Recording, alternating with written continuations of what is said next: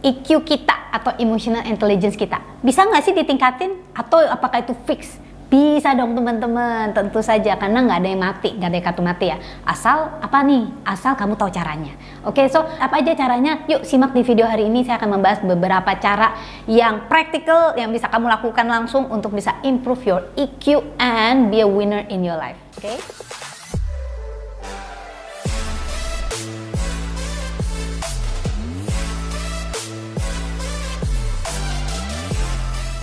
Halo teman-teman semua, welcome back di Teta Migi TV channel dengan saya Clara Angelin. Hari ini kita mau ngebahas nih teman-teman.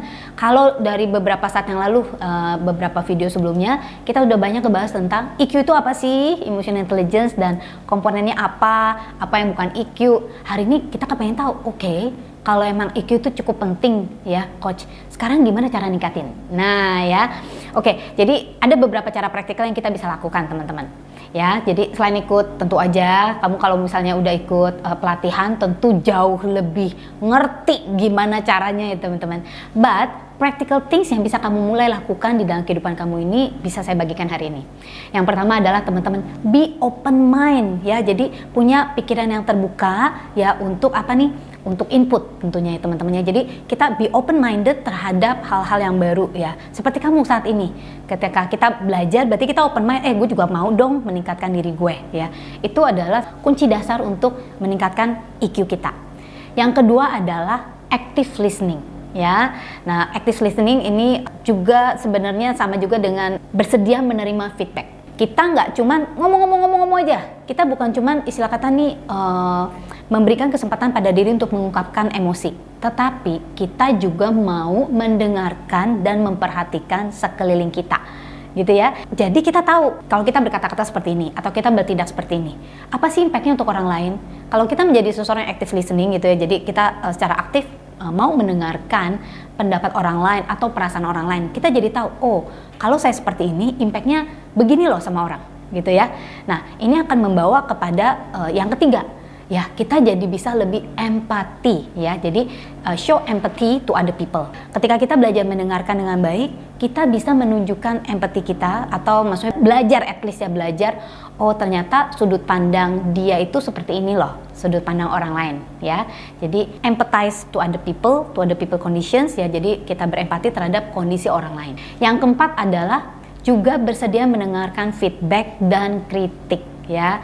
Kita harus akuin bahwa kita itu bukan makhluk yang sempurna gitu ya. Jadi selalu terbuka untuk kita bisa menerima masukan. Ya tentu saja kalau yang menyampaikan masukan juga orang yang memiliki IQ yang tinggi atau emotionally mature gitu ya aku sebutnya.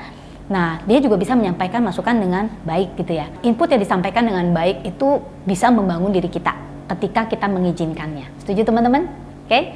Nah, yang keempat teman-teman, cara yang bisa teman-teman lakukan adalah dengan journaling. Ya, journaling itu kayak apa sih? Kayak diary gitu loh, teman-teman ya.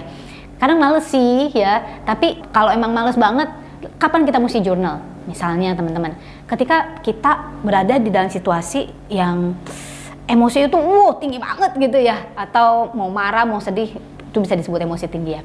Maksudnya berada di dalam level yang energinya tinggi sekali. Nah, itu ada baiknya kita journaling. Ketika kita journaling, kita jadi tahu dan aware.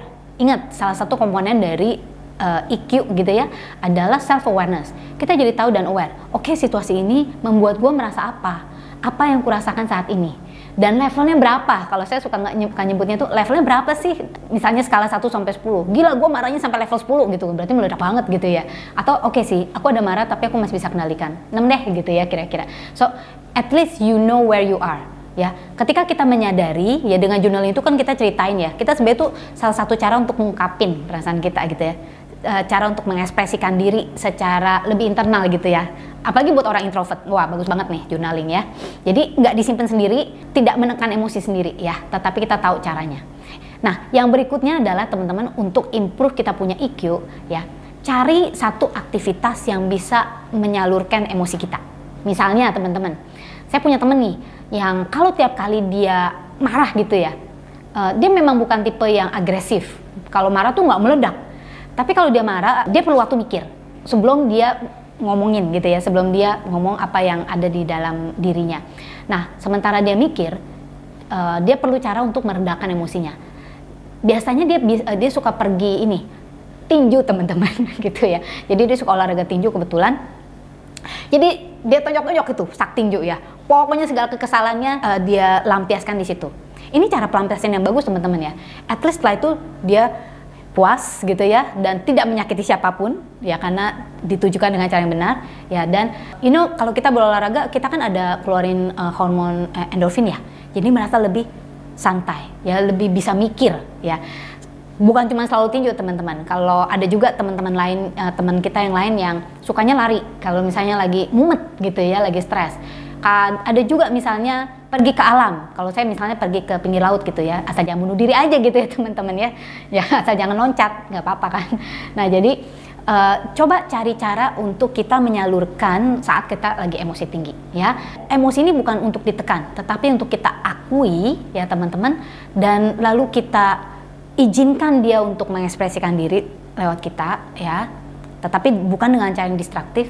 Lalu kita bicarakan ya, lalu kita bicarakan baik-baik atau kita cari jalan keluarnya.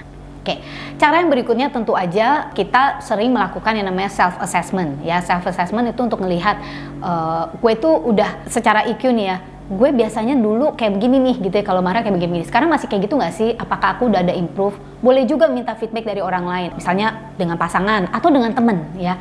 Menurut lu gue itu sekarang udah lebih oke nggak sih pengendalian dirinya atau pengendalian emosinya ya? Kita bisa mendapatkan feedback yang cari temen yang juga netral ya, sehingga kita bisa mendapatkan feedback yang netral juga. Dan yang pastinya teman-teman yang terakhir adalah pay attention to your emotions ya. Selalu perhatikan ketika ada satu emosi-emosi yang muncul di dalam diri kita gitu ya. Dan apa triggernya atau sebabnya. Emosi yang paling enak apa sih teman-teman? Peaceful sih kalau buat saya ya. Kalau peaceful, damai itu enak gitu ya. Nah atau happiness juga enak. Tapi happiness yang seperti apa ya. Jadi pay attention to your emotions ya. Dan juga stay positif, jangan lupa. Oke, so itu beberapa tips dari saya bagaimana kita bisa improve IQ kita ya kan. Kalau kepengen tahu lebih lanjut atau teman-teman ikut pelatihannya, terutama misalnya kepingin pelatihan di corporate gitu ya, di training. Untuk info lebih lanjut teman-teman, untuk training untuk pelatihan tentang IQ atau beberapa hal lainnya bisa cek di deskripsi di bawah ini untuk infonya. Oke, and jangan lupa untuk subscribe di channel kita dan tekan tombol bel notifikasi supaya nggak ketinggalan video-videonya. Apa aja sih video-video yang bisa kamu nikmati di channel kita tentang emotional intelligence, tentang emotional healing ya, atau emotional therapy juga ya, tentang law of attractions and also about money management, karena semuanya berhubungan. Saya dengan Clara Angeline, thank you for watching this video. Don't forget to live extraordinary and live your life to the fullest.